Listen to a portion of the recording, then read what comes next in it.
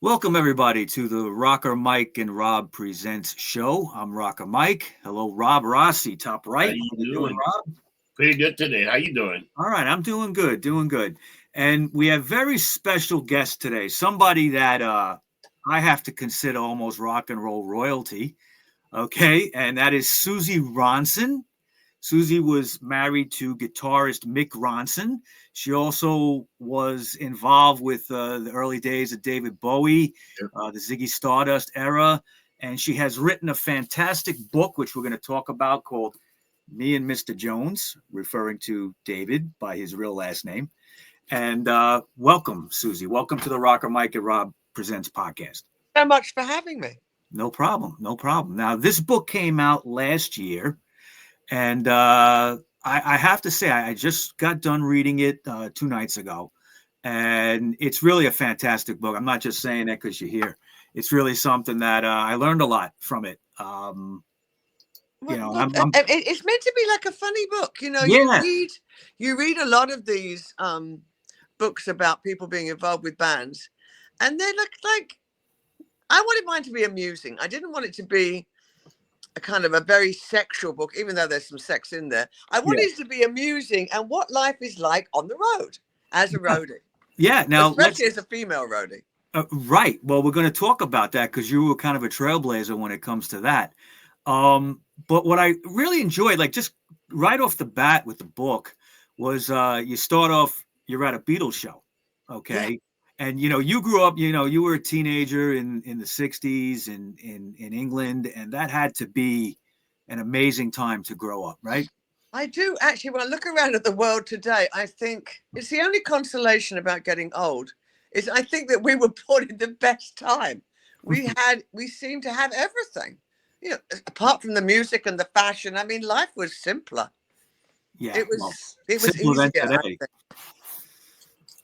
Yeah, definitely simpler than today. But I mean, it was such that period of time, the British invasion, and then actually going into the early 70s is some of like the greatest music I think that's ever been recorded. I agree with you. Yeah, yeah. Now you're from Bromley, right? Which is Bromley in Kent. I'm a Kentish girl. Okay, and that's for people who don't know it. It's kind of a suburban area, you would say, right? Yes. You had a suburban upbringing, pretty much, right? I did. Okay. One thing that I've read about Bromley is more of a later period because there was some of the punk guys came from there, like Billy Idol and Suzi Sue, right? Yes. They were big Sex Pistol fans, and they would travel into London to see them in 75, 76. So that's what I know of it. But it's really kind of a suburban area, and you had a very, I guess you could say, I hate to use the word, but normal upbringing. And well, it's not. I mean, what do my friends say? Normal's a setting on a dryer. Normal is no one really knows those. What's normal, right? Yeah, what's normal? I mean, I wouldn't say. I mean, I think I was brought up by parents. My father probably had PSD. When you look back, you can think about what he saw, what he went through during the war. I think it was a generation that was alive and glad to be so, lost and saw a lot of terrible things. Sure. So, yeah, I mean, I say it was a normal upbringing, but as I say, what's normal? Right. That's all subjective, But by the time you were, I guess by the late 60s, early 70s, you had gotten into hairdressing. You went to school for that. And that's how you got started, right? I started when I was in the 60s. I started hairdressing. And I'd worked at, went to Evelyn Paget's, which was our local hairdressing salon. That's where I met Mrs. Jones. Right. And this is something that, it's a curveball that life will throw you sometimes. I mean, it really was just a matter of fate of you meeting her and striking up a conversation where she was telling you about her son. Okay. She was so proud of him. I mean, she was. Oh, he's in a band and he does this and that. Well, at that time in hairdressing, we didn't have blow dryers. We didn't do the blow dry. We did, rollers and cups and things like that. Mm. So you had time to converse with the clients. And I would just kind of smile and nod. I would say, oh, yeah.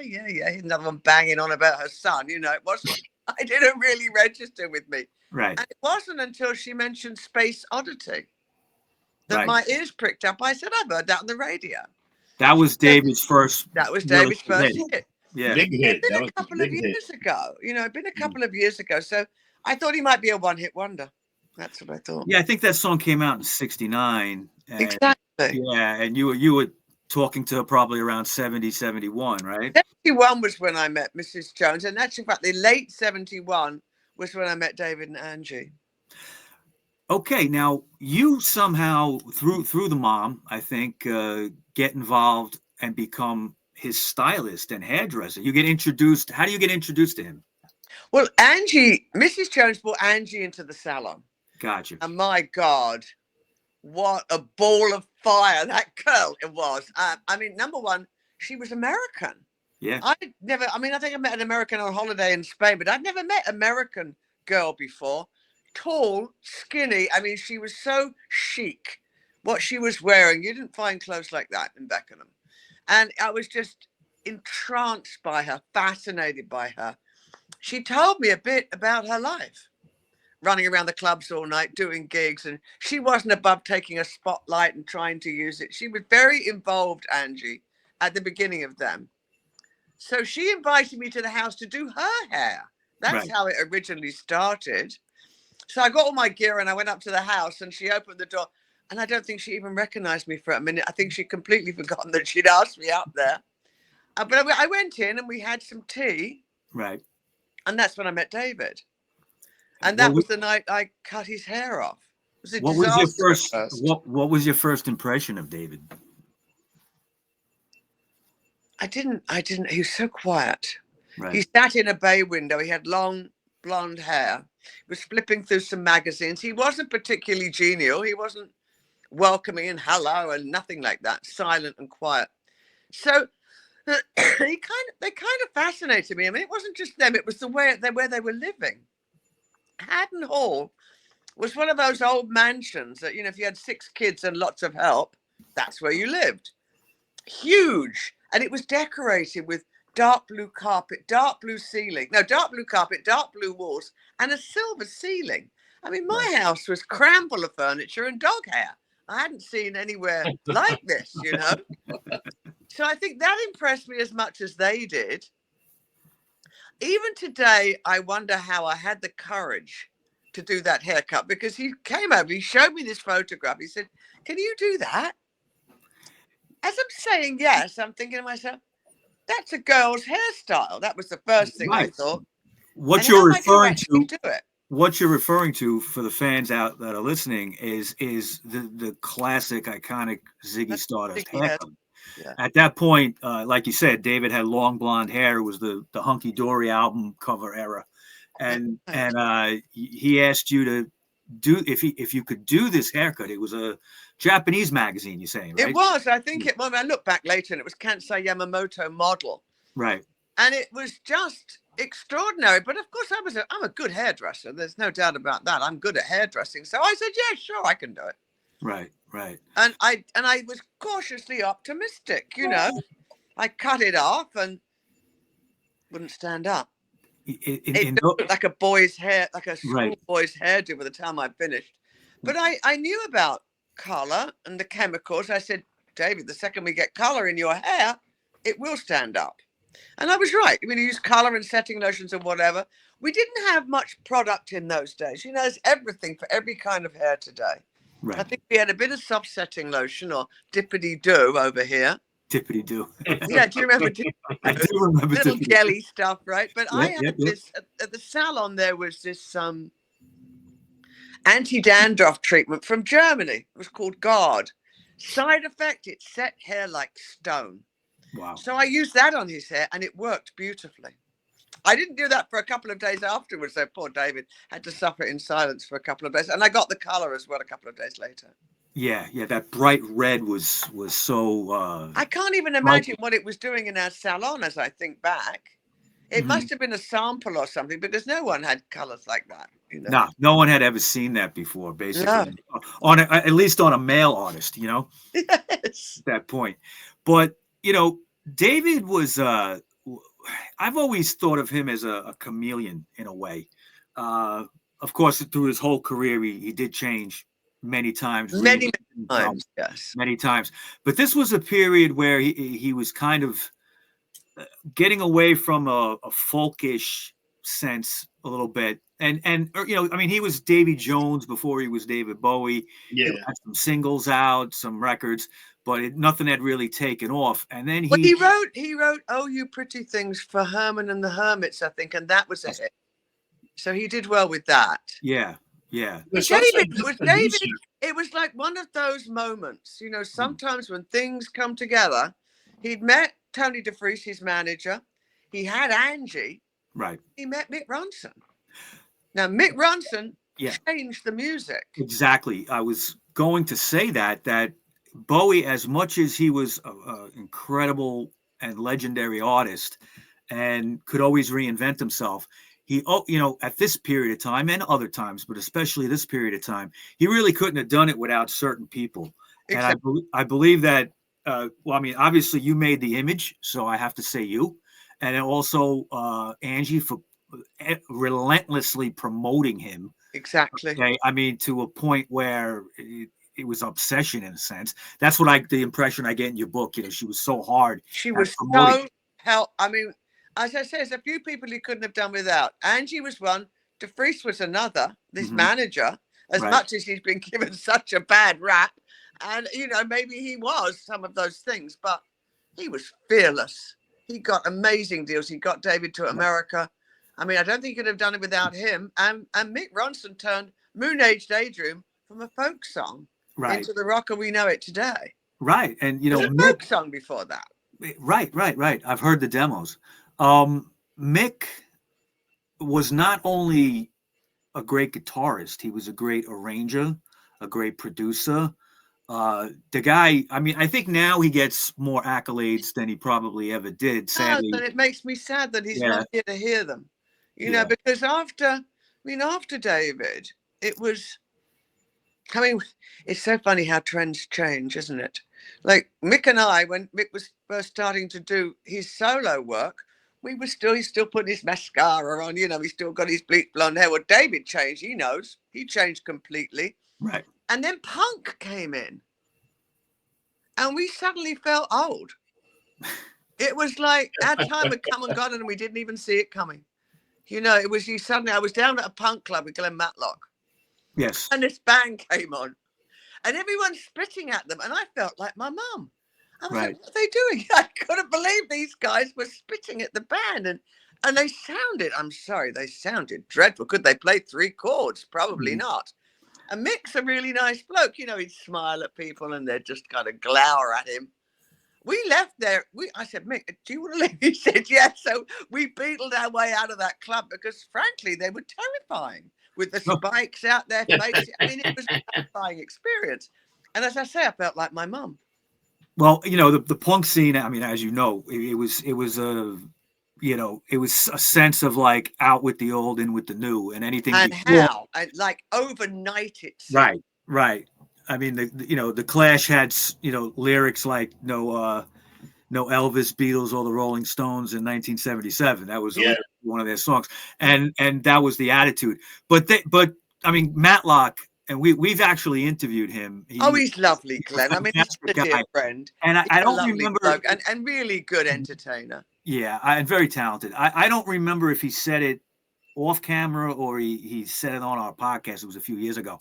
But he did mention meeting Mick, okay? And it did come up in conversation. And he was a shoe salesman. Yeah. I think he was working in Sex, or one of those shops in the King's Road. Now, my husband is the nicest person in the world, and I'm sure Glenn told the same story. Mick would trying on shoes after shoes after shoes, and at the end of it, he did buy a pair, but at the end of it, he looked around and the floor was covered with shoes, and he started helping Glenn put them back on the shelves. And I don't think Glenn ever forgot that. Yeah, he was just a nice guy. He was just too nice for his own good, really. Yeah. Yeah. But he always said, it's nice to be important. It's more important to be nice. True. And he was the nicest man. Yeah. Yeah. Now, I want to talk a little bit about the Ziggy Stardust tour. Okay. You were a a pioneer in the sense that women really didn't go on tour in those days. I never met another girl roadie. Right.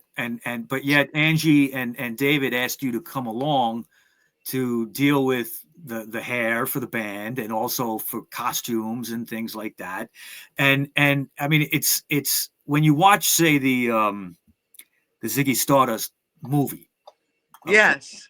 and which is, I've seen it 20 times probably in my life. Yeah.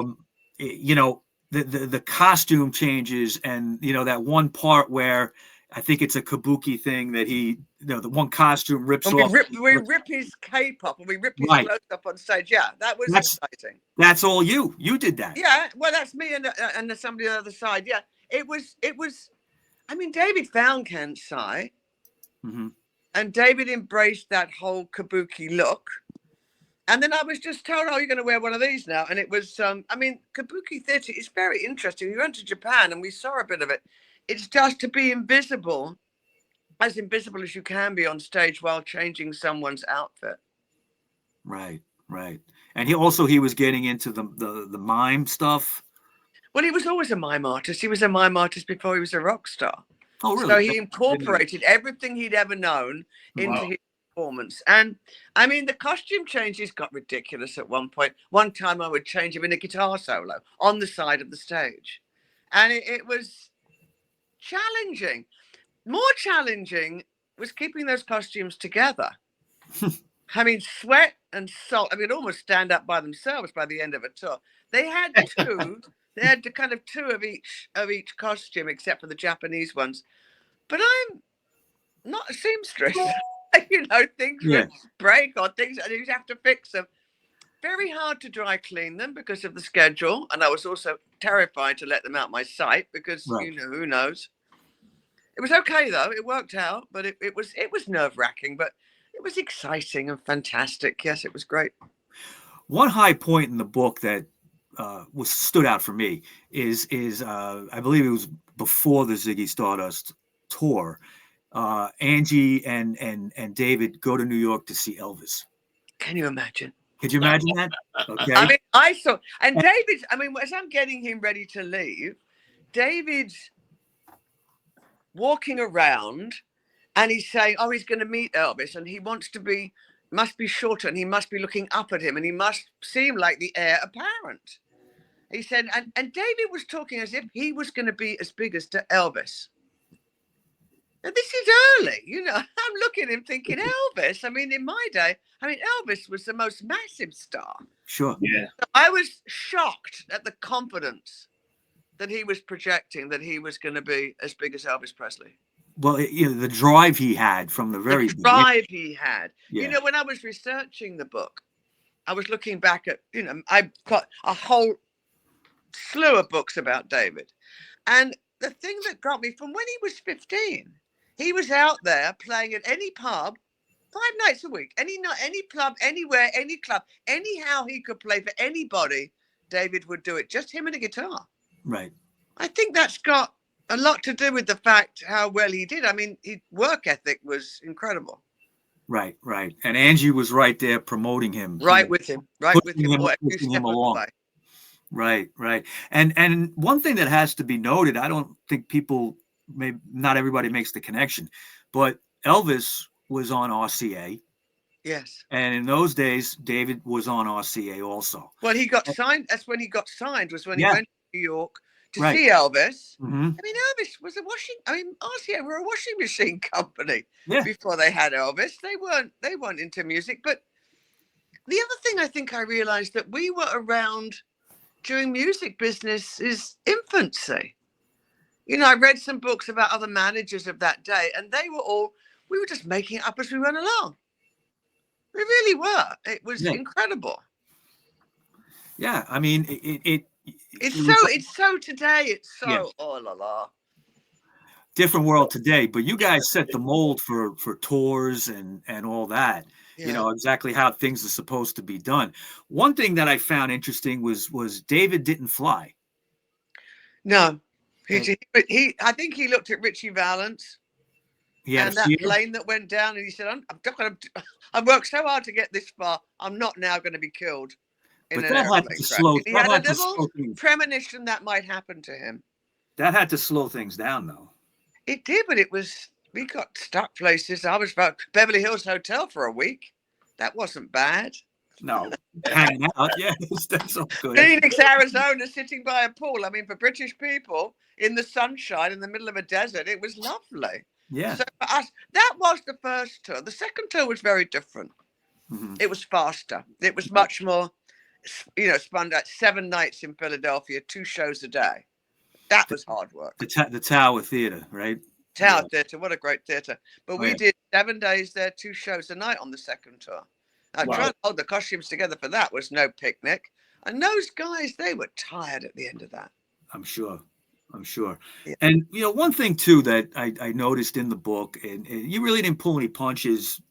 You didn't sugarcoat David all that much. He seemed like at this point he was very driven, but also not always considerate with everybody else. And is that accurate? That is true. But I Yeah. must say, personally, as far as me and David, or David and the band, he was professional, but he was never abusive. He didn't throw things. He didn't do a tantrum. He never did anything like that. I never felt unsafe with David. He always treated me beautifully. He did. And I don't think, he might not have been so nice to the band at the end. Yes. But he was, there was never any tantrums. There was never any, hissy fits in the dressing room, nothing like that. Right. He was professional all the time. I think at the end of the Ziggy era, he was looking to move on to something else. But he didn't know what it was. But didn't know what it was yet. Yeah. I think that, frankly, when we went to Italy after the Pin-Ups record, we went to Italy and he only stayed a few days and he left. And I think then he was a bit terrified. He'd just thrown away with one line, the best thing coming out of England for years, a great band. We could have gone to America and cleaned up, I think, the next time round. Sure. But he didn't want to get trapped into forever being known as Ziggy. A lot of artists are like that, aren't they? They have the one hit. Yeah. And then they trot them like a Kiss. How many years did Kiss do Kiss?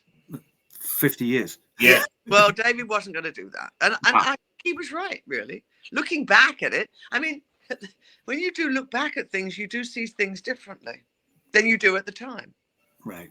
An interesting story I'm going to tell you. You probably never heard this. David went to see the New York Dolls. I was there. 1973. I was there. You were there for that? I was there. I know David quite well, David Johansen. Poor lad. Poor David is not doing well at the moment. No, I know that. Sadly, he's suffering, but let's hope he can pull through. A good friend of mine, Rick Rivets, who was a founder of the New York Dolls. He didn't record with them. He was out of the band by that point, but he had helped start the band. He was there when David showed up at the Dolls show and hung out afterwards. David wanted to leave and go to a bar. Did you happen to go with him to that? Were you there? I was around. I can't remember. I just remember I was there because a bunch of us went. It was a few of us that went. The Dolls. And afterwards, I think we probably went to a bar. I mean, we normally went to a bar afterwards, but I was just part of the crowd. David always traveled with an entourage. Well, interestingly, with this story is the Dolls, and Rick Rivets was still friends with them, even though he wasn't in the band anymore. Went to a bar down by Canal Street somewhere, and it was a divey beer and whiskey kind of place. And David comes in, being David, and he asks for a margarita. Well, that didn't fly too good in that place. And I'm sure. They couldn't make him one, and everybody was kind of like, what are you doing with this guy ordering a margarita in this place, It was a great gig, though. Yeah. And I didn't. Oh, David Johansen was fantastic. And Frankie LaRocca, I know Frankie. Oh, he died too. My God, I talk about these people, and they're all on the way out or dead. But that was a great gig, and I think David was looking at that with a bit of an eye because it was a rougher version of Glam, if you know what I'm saying. Yes, but David absolutely. was still glamorous. He's still, Johansson still had all the makeup on and all the rest of it. Right. But a rougher version of. And Serinda Fox was there, I think, too. Probably. With David, yeah. Yeah, at that point. Yeah. Okay, now in sadly, after pinups, there really wasn't any more collaboration between Mick and David. I was always so surprised about that. And that was something else that kind of upset me, really, because I thought they were close friends. Yeah. But I only just got with Mick myself as in a romantic sense. But I thought when Mick made his record, I imagined, so naive I was, that David would come rushing in and he'd help Mick and there would be this collaboration. That's what I thought that David would do. But no, we never saw him. We never heard from him. Yeah. There was no interaction in the studio. And I was really surprised, shocked, and a little pissed off. I agree. So yeah. much to David that David couldn't come down and say, "Hi, how's it going?" You know, he didn't. Yeah. When I look back, though, as I'm looking back, I see that after that tour was over, was when David started his love affair with cocaine. Right.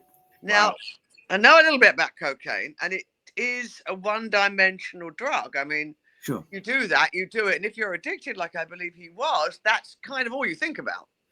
And also, which I didn't think about as well, he was also trying to find a way forward himself. And he had to meet new people, and he is selfish like that. But I think a lot of people are. So I understand it in retrospect, but I didn't understand it at the time. And also the relationship between him and Angie was deteriorating, right? At that point. It was. And I never heard from Angie either. Yeah. So it was like, my mistake was I just thought we were all really good friends, and we really weren't.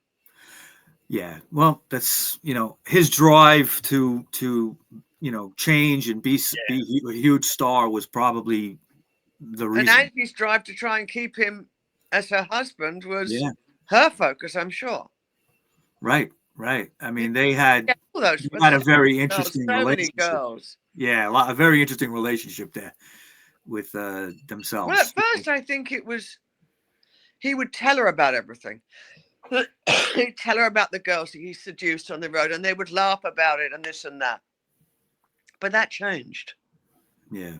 And then even if she was on the road and she would say, "Oh, it's fine, darling, off you go, have fun." To most girls, it's a bit of a turn off when the wife is saying, "Off you go." Yeah.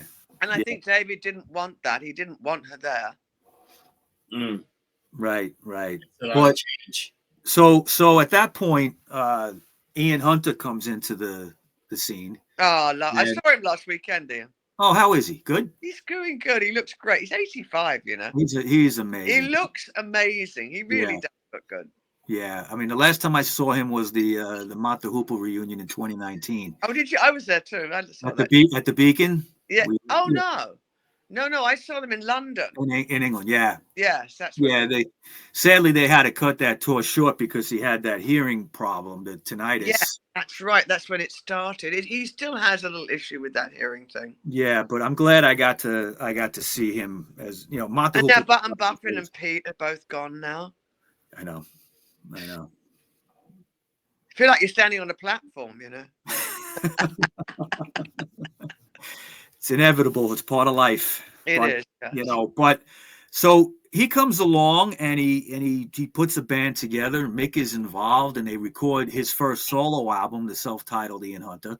And there's that classic hit, Once Bitten, Twice Shy. Right.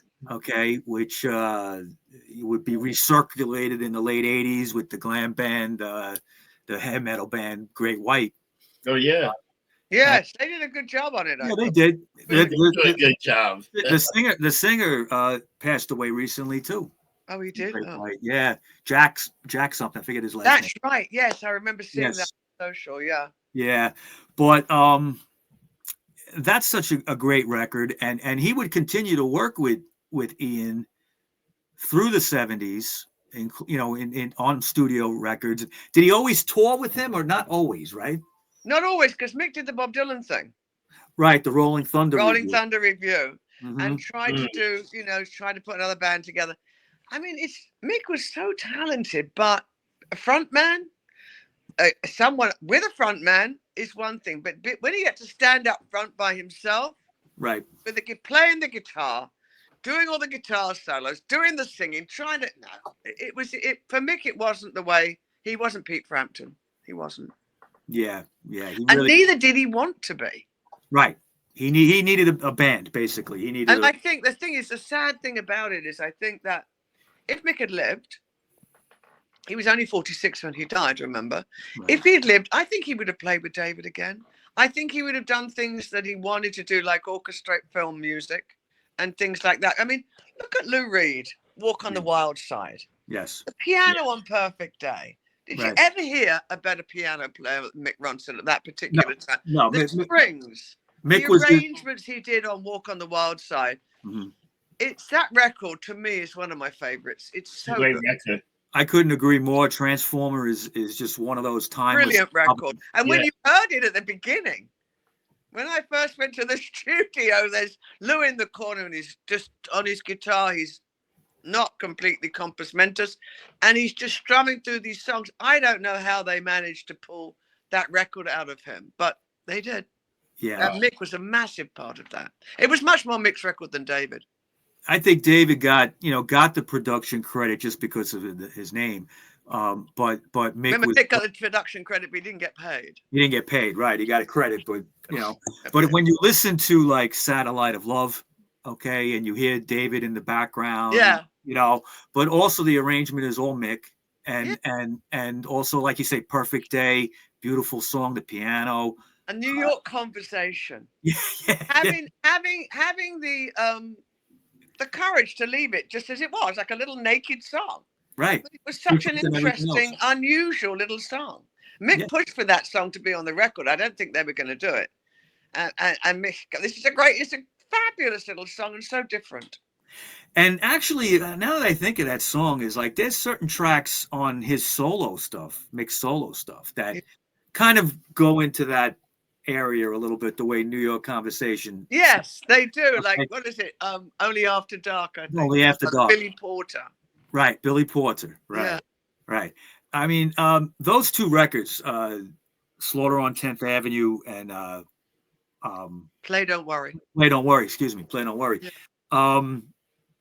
I think everybody should own these records. These are just like two albums by Mick, all about Mick. He's singing, and it's all him.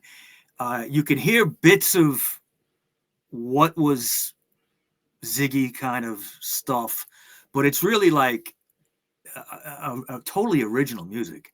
Well, when Mick went out on tour, it was yes, I'm sorry to answer that question. Yes, he was a very original play. He was so melodic. Yeah. Mick, he had a lot of melody in his soul. But when he went on tour, people said to him, "Oh, he's like David Bowie without David Bowie."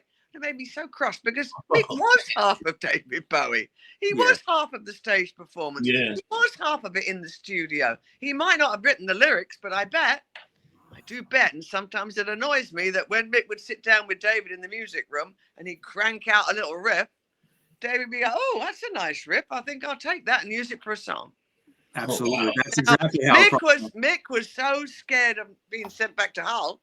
Mick did no clue how good he was. He really didn't know.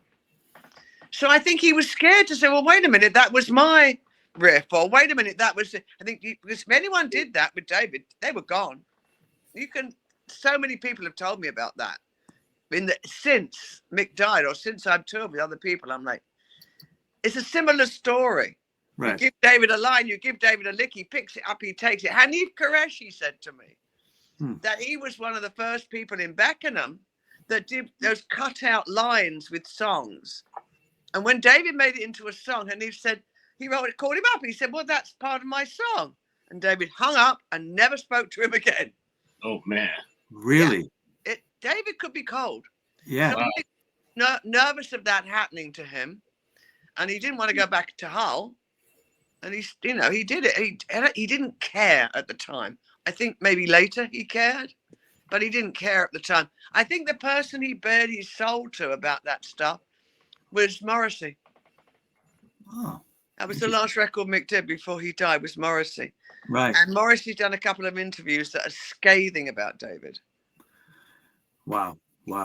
Yeah. I mean, that's very sad to hear because Mick would pass away in '93. Obviously, they never reconciled in any way. No, they did. I think, you know what? I think David and Mick were in touch. Mm-hmm. I was just so cross with David. I don't think Mick told me about it. But I think they were in touch. He played with him on Black Tie, White Noise. Yeah. And that was a sad day because Mick wasn't well that day. And David, I think they kept in touch, but without my knowledge.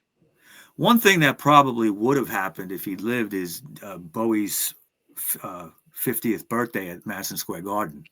Oh, Mick would have been there. I mean, the last gig he played was that show for Freddie Mercury where they played Heroes together.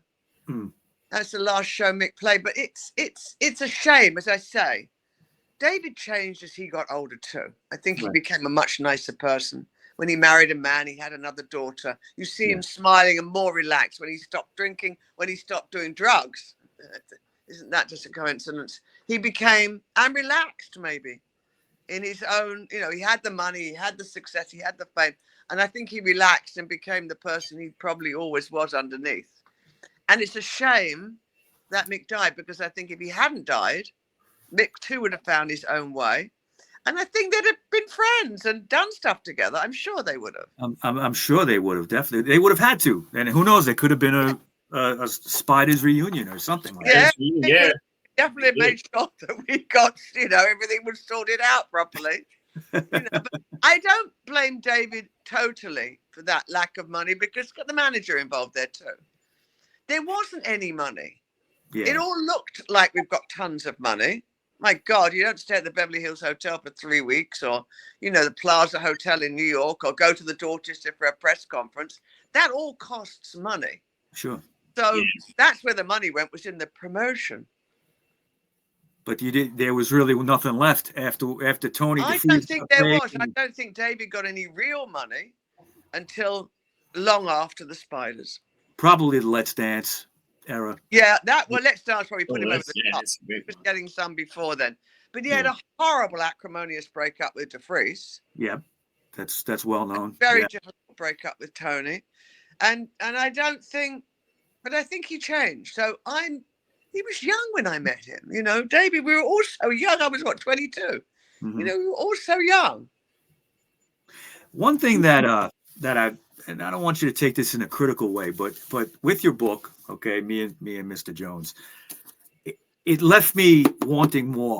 Oh, okay. You're not the only person that said that. And I really enjoyed how you structured this book, but there's a lot of years not talked about.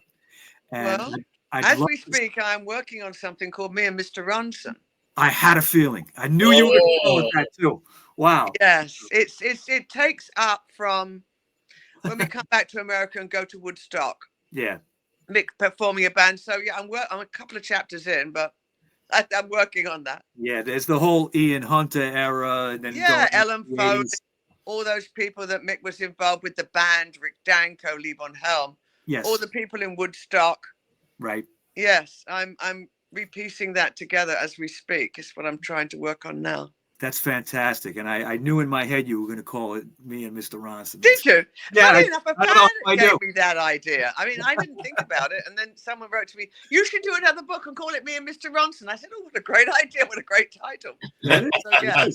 See, sometimes great minds think alike, right? Yes. Yeah. It is a great name for another book. I think it's a really good name, so I'm ever grateful to her. Can't remember who it was now because I have to thank her, because that did give me that idea. Yeah. Wow. All right. Well, Suzi Ronson, I want to thank you for being on. Okay. Oh, you're very welcome. I've fantastic interview. And the book's been out for a year. It's now coming out in paperback, you said? Yes, paperback release is February the 27th, and the cover is fabulous. I mean, it's like, it's not red, it's turquoise. Those same colors in reverse. Nice. Instead of the blue, turquoise letters, it's a back. Yes. Nice. You can find it at any bookstore, probably, like Amazon or anywhere you want. So Amazon, definitely. But I said to Faber, are you going to give me a big party for my release of my paperback? They said, no, we're going to spend the money trying to get it into airports. Yes, that would be a good idea. Yeah. Read on the plane. Yeah. Now, I can send you a copy of the cover after we're off. Okay, and we'll put it up. That would be great. Okay, and I know you spend time in England and New York, and I do. Rob is a bartender down in the East Village. Love to meet you. Where are you a bartender, Rob? International bar. Okay. It's I'll in the. try and drop by and see you. Sure. Yeah, you should. It's on 7th Street, and it's on the. It's actually at 6th Street and First Avenue, but it's between 1st and 7th. Okay. Yeah, yeah. 6th and 7th, you said, It's right? listed Yeah. 6th and 7th on 6th and First. 7th on First Avenue. Yeah. International. I Yeah. should write that down. Okay, guys. Thank you so All much. right. And we do make margaritas and martinis. Yes, Oh, we'll I like make those if you want that. Great. And no one will make fun of you. Well, thanks for this. You're welcome. Yeah. So what do we say at the end of every show, Rob? We don't get drunk. We get lumped up. See you Okay, next time. lumped up. We'll have to come down and get a bit of lumped up with you then. There Rob. you go. Thank you, Susie. Take care. Thanks a lot. Take care now.